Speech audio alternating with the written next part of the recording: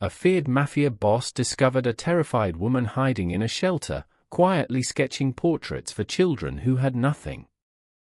What he did next, no one saw coming. She wasn't supposed to survive. He wasn't supposed to care. But what happened when their worlds collided would change not just her life, but an entire city. The house was perfect. That's what everyone said. White marble floors. Glass walls that caught the morning sun. A kitchen so pristine it looked like it belonged in a magazine instead of a home. Every detail carefully chosen. Every corner, silent. Bella Cruz stood barefoot in that kitchen at exactly 6:12 a.m., staring at the coffee machine as it hissed softly. She always woke up before Victor. Not because she wanted to. Because she had to. Routine kept things predictable. Predictability kept things safe. She moved quietly, almost like a ghost in her own home. The kind of quiet that wasn't peaceful, but practiced. The kind you learn when even the wrong sound can trigger something you can't control. The coffee had to be ready when he came downstairs. Not too hot. Not too cold. Exactly the way he liked it. Bella glanced at the clock again. 6:14. 2 minutes early. Good. That meant she could breathe, just a little. From the outside, Bella had everything. A wealthy husband. A stunning home. A life people envied. Victor Hale was known across the city. A powerful real estate developer.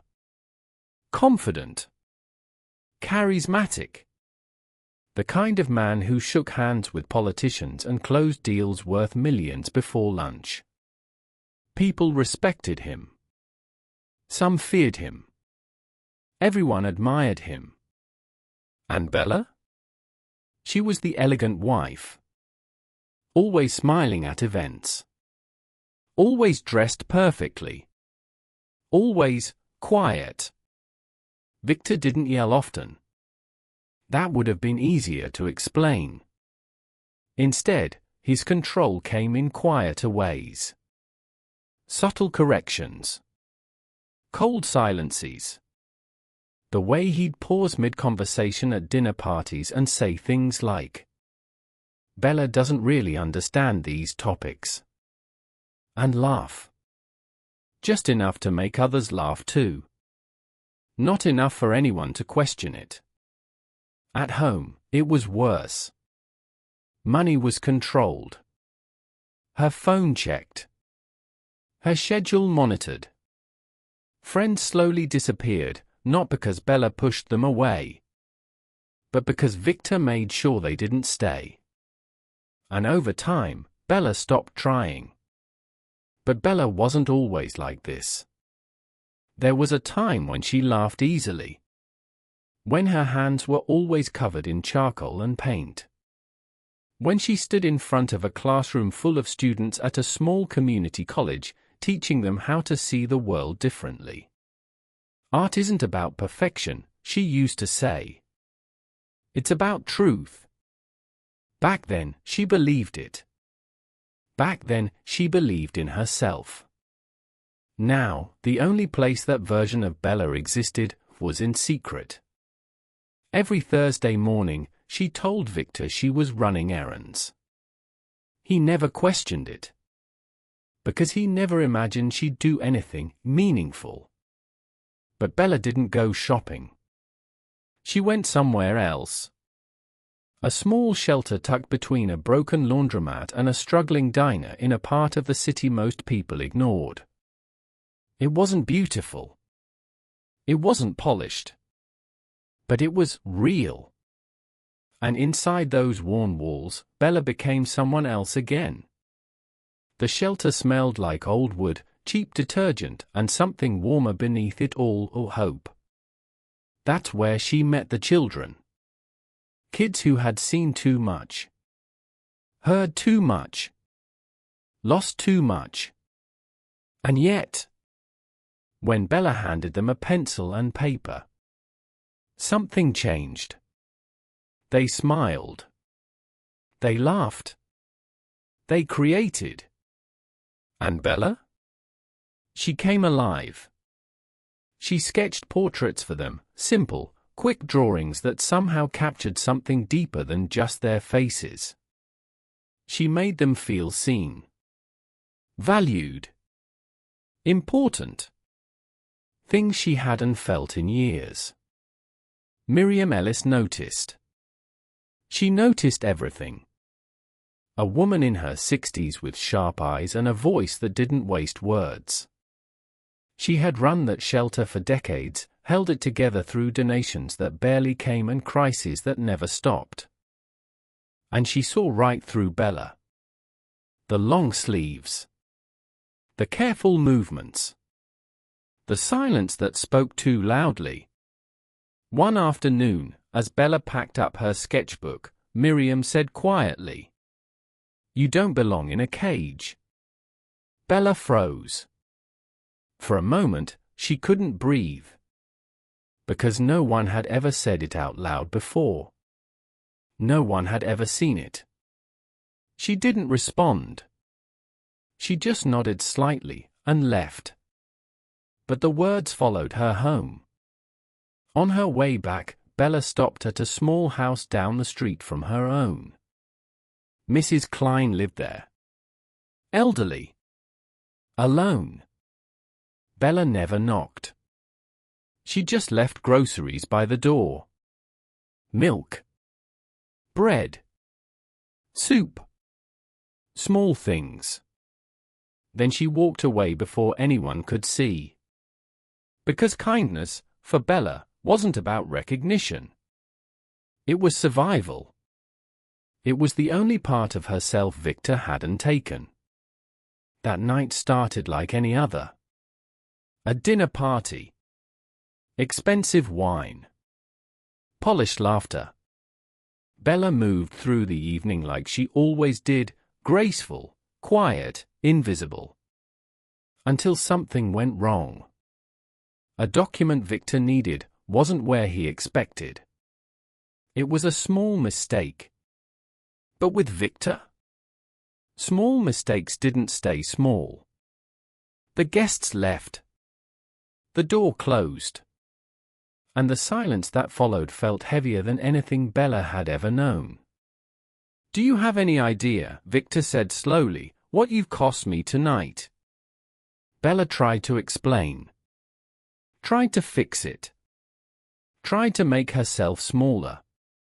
But this time, it didn't work. The anger wasn't subtle anymore. It wasn't controlled.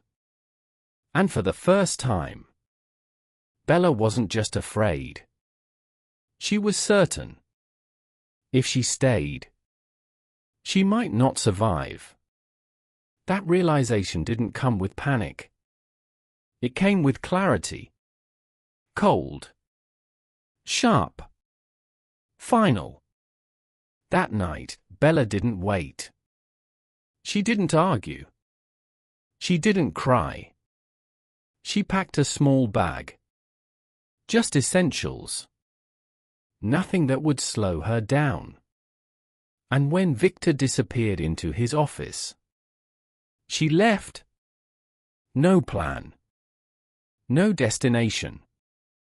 Just one instinct. Get out.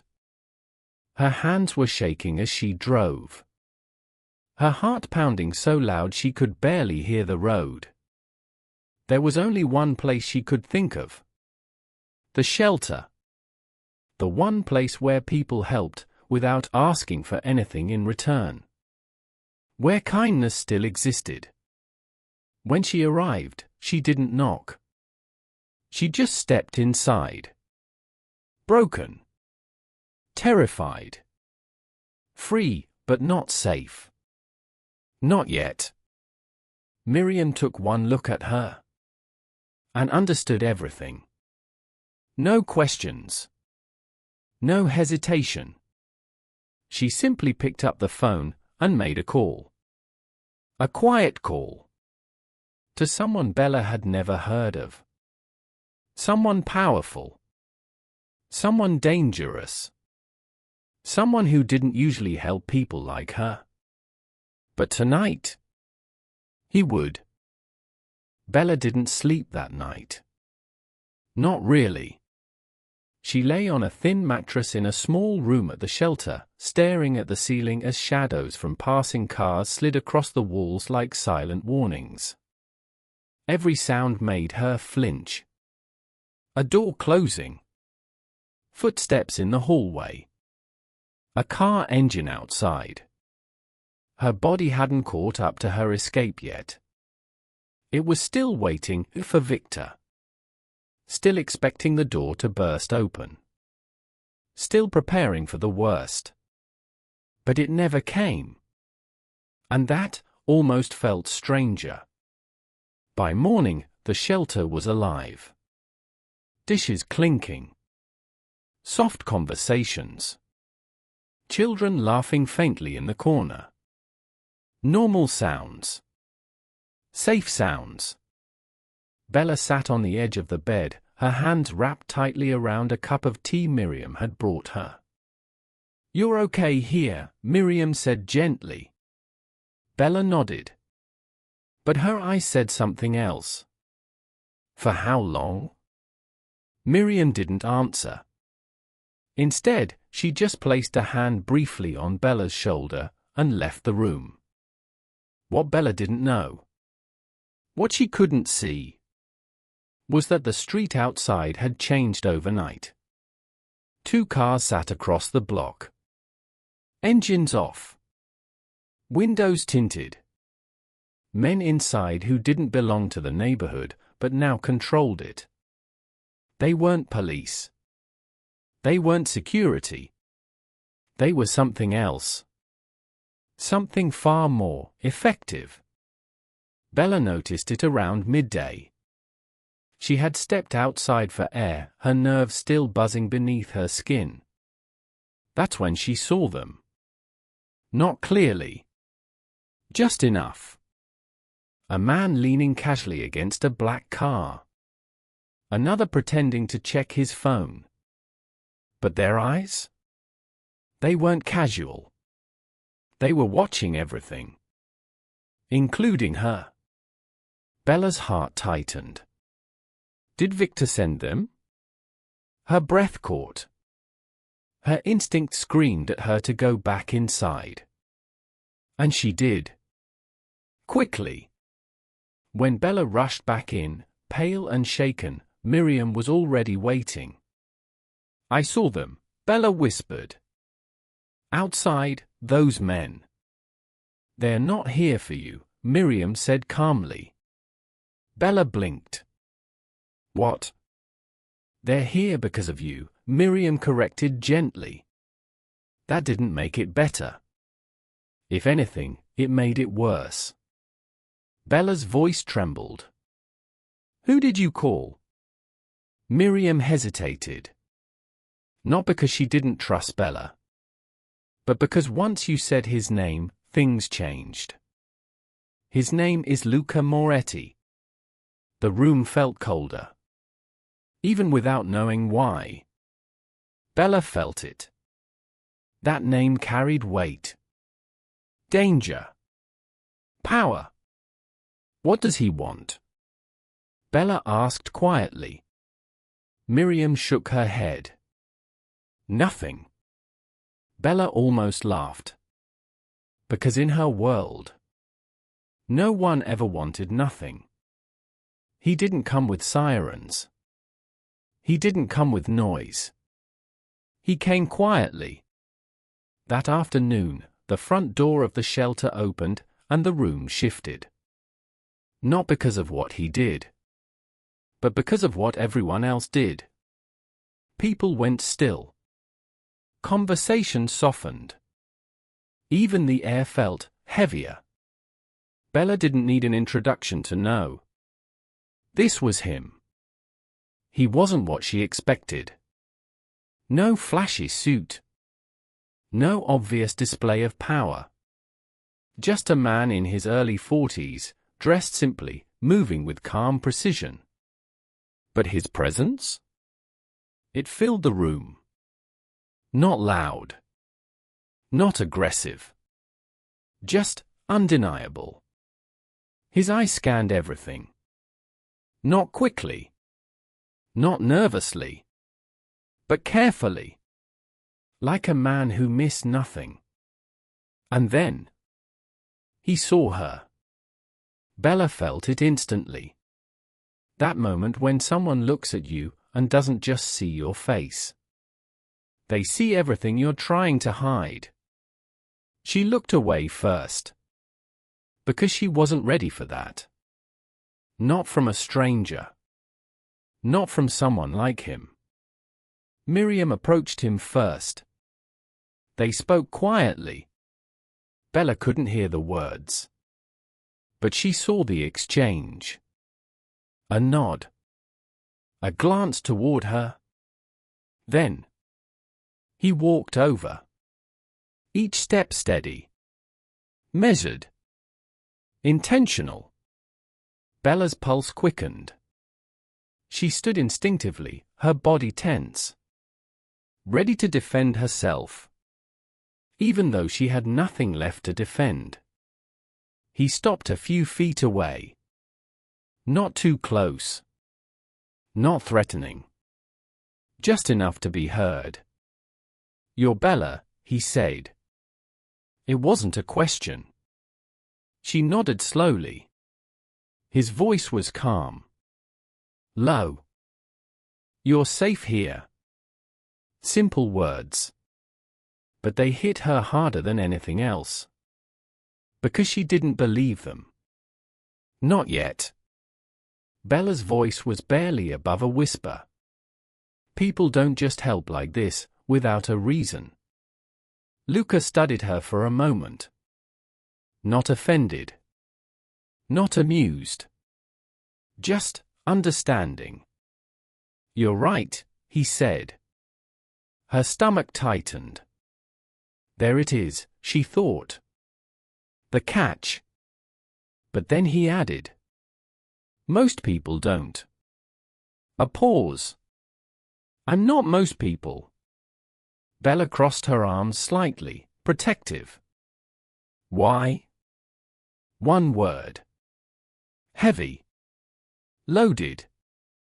Luca's expression didn't change much. But something in his eyes did. My mother, he said quietly, needed a place like this once. Bella's breath caught. She didn't have one. That was it. No dramatic story. No explanation. Just truth. And somehow, that made it real. He reached into his jacket. Bella tensed. But he only pulled out a small envelope. He handed it to Miriam. For supplies, he said. Miriam didn't open it. She didn't need to. She just nodded. Thank you. Then Luca looked back at Bella. You don't owe me anything, he said. No favors. No debt. Bella frowned slightly. Why would you say that? Because people like you, he replied, are used to thinking help always comes with a price. That hit too close. Because it was true. For the first time, Bella saw something unexpected in him. Not kindness in the soft, gentle way she gave it. But kindness in a protective way. The kind that stood between danger and the people who couldn't fight it alone. It wasn't clean. It wasn't simple. But it was real. Before leaving, Luca paused. His gaze shifted to a table nearby, where Bella's sketchbook sat today. He walked over, flipping it open without asking. Bella stiffened. But didn't stop him. Inside were portraits. Children. Women. faces filled with emotion, captured in soft charcoal lines. Luca studied them quietly. Longer than expected. Then he said, "You see people." Bella swallowed. "I try to." He closed the sketchbook gently. "Don't stop." 3 words. Simple. But something in Bella's chest shifted. Because for the first time in years, someone wasn't telling her what she lacked. They were recognizing what she had. After he left, the shelter felt different. Safer. Stronger. But also more complicated. Because now Bella knew. Her safety came from a man the world feared. And that truth wasn't easy to hold. That evening, something changed. Bella picked up her sketchbook again. Not out of habit, but out of choice. A little girl sat beside her. "Can you draw me?" she asked shyly. Bella smiled softly. "Of course." As she sketched, the child giggled. Relaxed. Happy. And for the first time since she ran, Bella felt it too. A small spark. Hope. Before we continue with this incredible journey, I spent countless hours researching and crafting this story to bring you something truly meaningful. If stories like this touch your heart and you want to see more acts of kindness that restore faith in humanity, please subscribe and hit the notification bell. It truly means the world and helps these powerful stories reach others who need them. Now, let's see what happens next. The first few days passed quietly. No shouting. No fear. No walking on eggshells. And for Bella, that silence felt unfamiliar. Almost unsettling. Because peace, when you've lived in chaos for so long, doesn't feel safe at first. It feels temporary. Bella still woke up early. Still moved carefully. Still listened for sounds that weren't there. But slowly, something began to change. No one checked her phone. No one questioned where she was going. No one made her feel small. And little by little, she started to exist again. It started with a pencil. Then a sketch. Then, a class. Bella didn't plan it. One afternoon, a few kids gathered around her as she drew quietly in the corner. "What are you making?" one of them asked. "A face," Bella replied softly. "Can you teach me?" She hesitated. Just for a moment. Because teaching meant being seen. Being heard. Being vulnerable. But then she remembered something Luca had said. "Don't stop." So she nodded. Okay. It wasn't formal. No structure. Just a group of kids sitting around an old wooden table, holding pencils like they weren't sure they deserved them. Bella showed them how to start with simple shapes. Circles. Lines. Light strokes. "Don't press too hard," she said gently. "Let your hand move." At first, they were unsure. But then, something beautiful happened. They tried. They laughed. They made mistakes. And Bella? Smiled. Not the polite smile she wore at dinner parties. A real one. The kind she hadn't felt in years. Word spread quickly. Soon, it wasn't just kids. Women from the shelter started joining. At first, they said they were just watching. But then they picked up pencils too. Tasha was one of them. A young mother with tired eyes and a guarded heart. She sat at the edge of the group for days, silent. Until one afternoon, Bella slid a piece of paper toward her. "You don't have to be good," Bella said quietly. "You just have to start." Tasha stared at the paper. Then slowly picked up the pencil. That was the moment everything shifted. Drawing became more than art. It became therapy. Release. Expression. Women who hadn't spoken about their pain started showing it through lines and shading. Children who used to flinch at loud noises started laughing again. And Bella? She wasn't just helping them. She was healing too. Because every time she told someone else, "You're allowed to take up space," she started believing it herself. Luca didn't visit often. But when he did, he noticed everything. The laughter. The change. The life returning to a place that once only held survival. One afternoon, he stood quietly in the doorway as Bella taught. She didn't notice him at first. She was too focused. Too alive in the moment. Art isn't about being perfect, she told the group. It's about telling the truth, even if it's messy. Luca's expression shifted slightly. Because that sentence? It wasn't just about art. Later, he spoke to Miriam.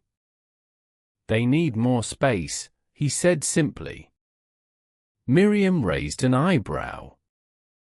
"And supplies." A pause. "And proper funding." Miriam crossed her arms. "You're not buying this place." Luca shook his head.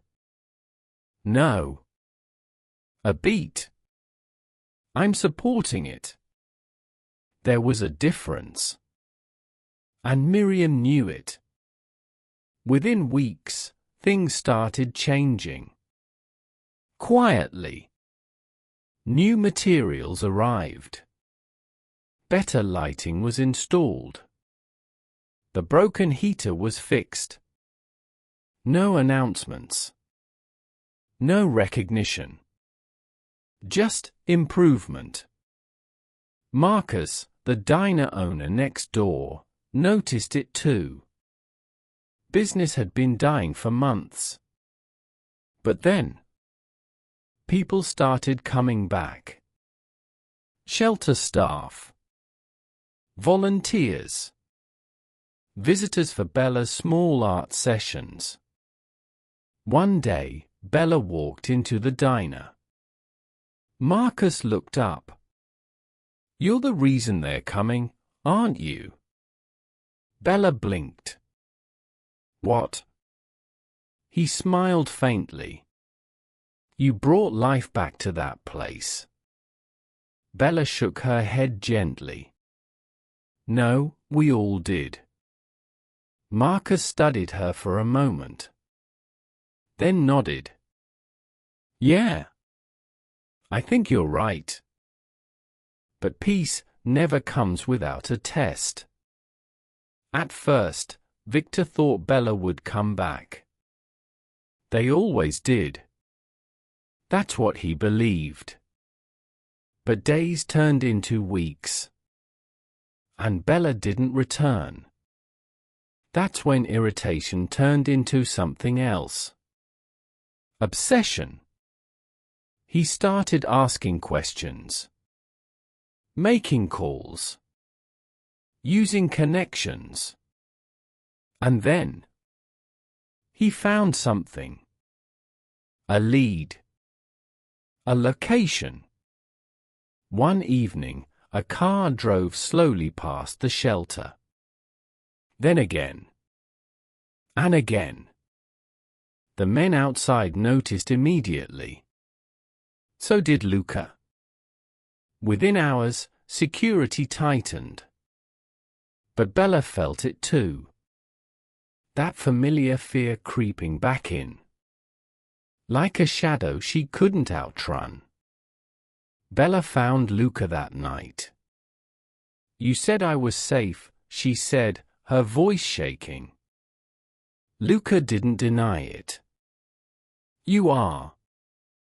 "He's looking for me," she whispered. "I know he is."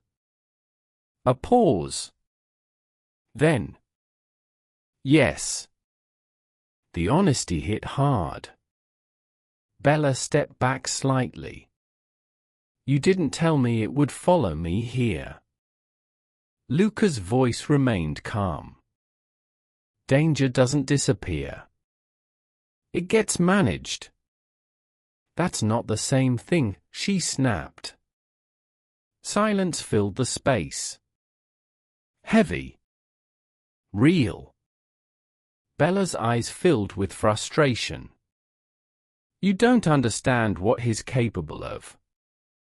Luca stepped closer, not threatening, just steady. "You don't understand what I'm capable of." That stopped her. Not because it was intimidating, but because it was certain. Bella shook her head.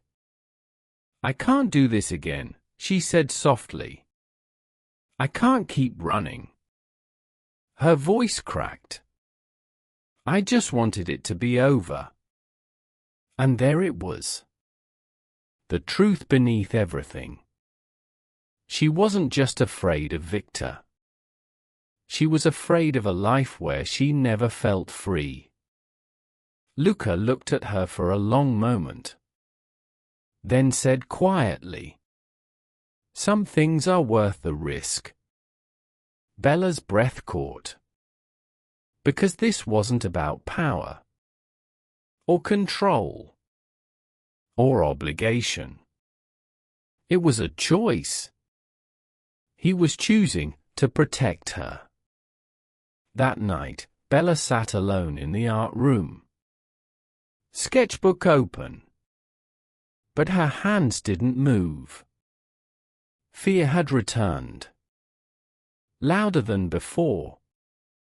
And for a moment, she considered leaving. Running again. Disappearing somewhere no one could find her. But then, Tasha walked in. "You okay?" she asked. Bella hesitated. Then shook her head. "I think I'm putting everyone at risk." Tasha frowned. "Or maybe," she said slowly, "you're the reason we're stronger." Bella looked up. "What do you mean?" Tasha smiled faintly. "Before you came here, we were just surviving. A beat. Now we're fighting for something. That hit deeper than anything else." Bella looked around the room. The drawings. The progress. The people who had started believing again. And she realized something. Leaving wouldn't protect them. It would break them. For the first time in her life, Bella didn't choose fear. She chose to stay. Have you ever had to overcome fear or obstacles to help someone, or even yourself? What did it cost you, and was it worth it? Share your experience below. Your story might inspire someone else. The decision to stay changed everything. Not overnight. Not easily, but permanently. The next morning, Bella didn't wake up afraid. She woke up determined. Not because the danger was gone, but because she was done letting it control her. For years, Victor had shaped her world through fear. Now, she was about to reshape it with truth. Bella sat across from Miriam and a legal advisor that afternoon. Her hands were steady. Her voice wasn't. "I want to file a report," she said. Even saying the words felt unreal. Like she was stepping into someone else's life. A stronger version of herself. The advisor nodded. "We'll need evidence. Documentation. Witness statements if possible." Bella hesitated. Because abuse like Victor's didn't always leave visible scars. But then she remembered. The messages. The recordings. The quiet things she had saved, just in case. A version of herself had always known this day might come. When Luca heard about her decision, he didn't try to stop her. He didn't take over. He didn't fix it the way someone with power easily could. Instead, he said, "Then we do it the right way." Bella looked at him, surprised. "No shortcuts." He shook his head. "If you win, it has to be real." That was the moment Bella understood something deeper about him. His power wasn't just in what he could control, but in what he chose not to. What Bella didn't expect was that she wouldn't be alone. Tasha came forward first. "I'll testify," she said. Bella blinked. "You don't have to." "I want to," Tasha interrupted gently. "You gave me my voice back. Let me use it." Then Marcus offered support, helping organize transportation, providing space for meetings, feeding everyone when long days turned into longer nights.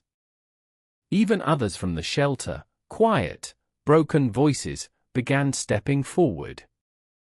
Because Bella's courage had done something powerful. It gave them permission to be brave too. But Victor wasn't going to fall quietly. His lawyers were aggressive. His influence still strong. He painted Bella as unstable, ungrateful, emotional. He tried to rewrite the narrative. Because that's what people like him do when they start losing control. One night, after a long day of legal meetings, Bella sat alone again. The same room. The same sketchbook. But this time, her hands were shaking. "What if he wins?" she whispered. "What if none of this matters?" For a moment, doubt crept back in. The old voice. The one Victor had planted. "You're not strong enough." Then she heard a small voice behind her. "Miss Bella." It was one of the kids. Holding a drawing. "I made this for you." Bella took it slowly. It was a picture of her. Standing tall. Surrounded by people.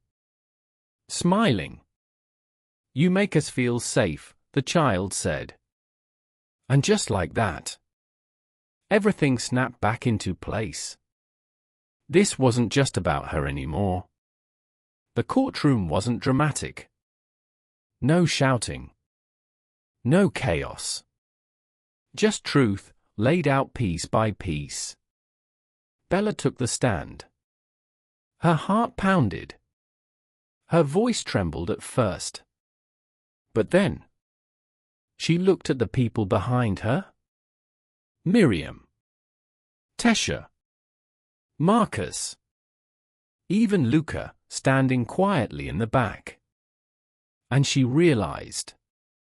She wasn't alone. He didn't always hit me, she said. The room went still. But he controlled everything else. Her voice grew stronger. My money. My time. My voice. A pause. And eventually, my sense of self. You could feel the shift in the room. Because this wasn't just testimony. It was truth. Raw. Unfiltered. Unapologetic. Victor's confidence didn't shatter in one moment. It eroded. Slowly. With every piece of evidence. Every witness. Every truth he couldn't twist. Until finally, there was nothing left to hide behind. No control. No illusion. Just reality. There was no explosive ending. No cinematic collapse. Just a quiet, undeniable outcome. Victor lost. Not just the case, but the power he had built his life on. And Bella? She didn't celebrate. She exhaled. For the first time in years. She was free. Freedom didn't look like revenge. It looked like rebuilding. Months later, the shelter had changed. Expanded. Improved. Alive in ways it had never been before. And at the center of it was Bella. Not as a victim. Not as someone being helped. But as a leader. The art classes turned into structured programs. Therapy sessions expanded. Job training opportunities emerged. The shelter became more than a safe place. It became a starting point. A future. Tasha now ran outreach programs, helping women navigate the same path Bella once walked. Marcus Diner? It thrived. Not just as a business, but as a community hub. A place where people gathered, supported each other, and rebuilt together. And Luca? He stayed in the background. Always watching. Always ensuring the foundation stayed strong. But never taking credit. One afternoon, a new woman arrived at the shelter. Shaken. Afraid. Lost. Bella saw herself in her instantly. She approached slowly. Gently. "You're safe here," she said. The same words Luca once told her. But now, they carried something even stronger. Proof. Years ago, Bella was the one being saved. Now, she was the one saving others. Not with power. Not with force. But with something far more lasting. Kindness. Understanding. Strength born from survival. This story shows how one act of kindness can truly change everything. So here's a challenge for you. What's one thing, big or small, you can do today to make a difference in someone's life? Drop it in the comments. Let's inspire each other. Time passed. Not quickly. Not easily. But meaningfully. Years after that night she ran with nothing but a small bag and a fragile hope. Bella stood in a place that once saved her. Now transformed into something extraordinary. The shelter was no longer just a shelter. It had become a full community center. Bright rooms filled with art. Counseling spaces where silence was replaced with healing. Classrooms where people didn't just survive. They learned how to live again. And Bella? She led it all. Not with authority, but with empathy. She still taught art.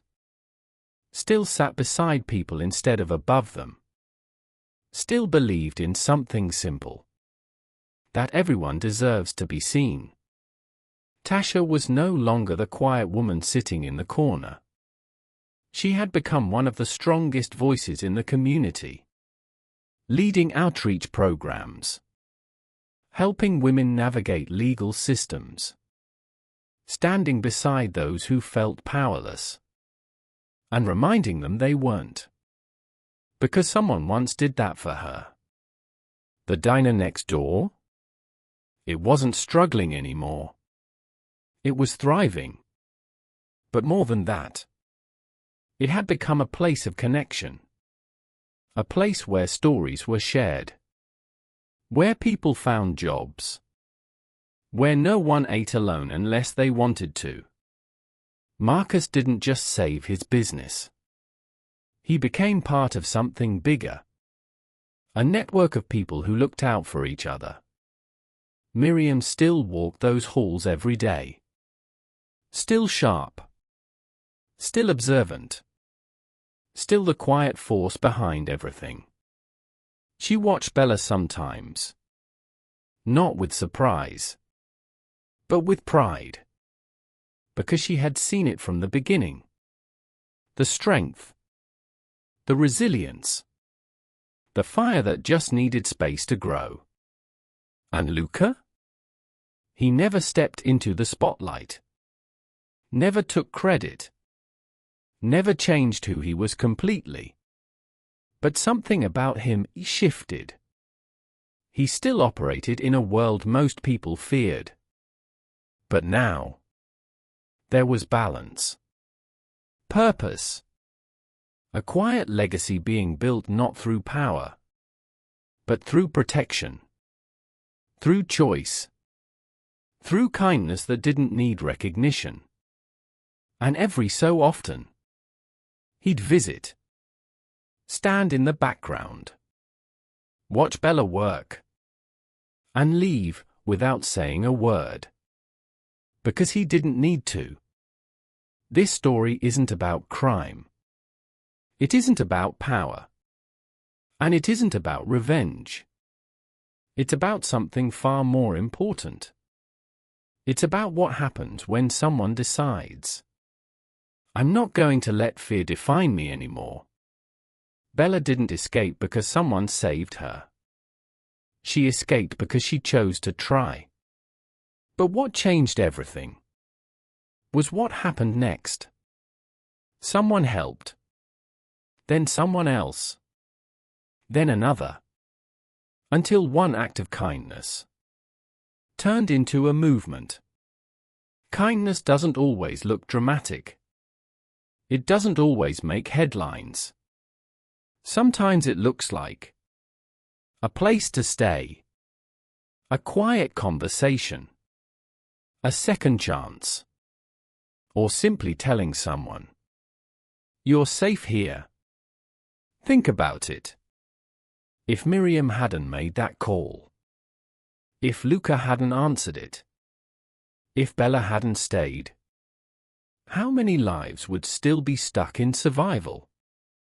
That's the power of one decision. One moment. One act of courage. Stories like this remind us that extraordinary kindness exists all around us, sometimes in the most unexpected places. If this story touched your heart, please take a second to like this video. It truly helps more people discover these powerful, life-changing stories. Subscribe for more real, emotional journeys that restore your faith in humanity. And most importantly, look for opportunities in your own life to be someone's unexpected blessing. It doesn't have to be big. It just has to be real. What act of kindness will you perform this week? Drop it in the comments below. Let's create a ripple effect together. Thank you for watching. And remember, you have the power to change someone's entire world. Just by choosing to care.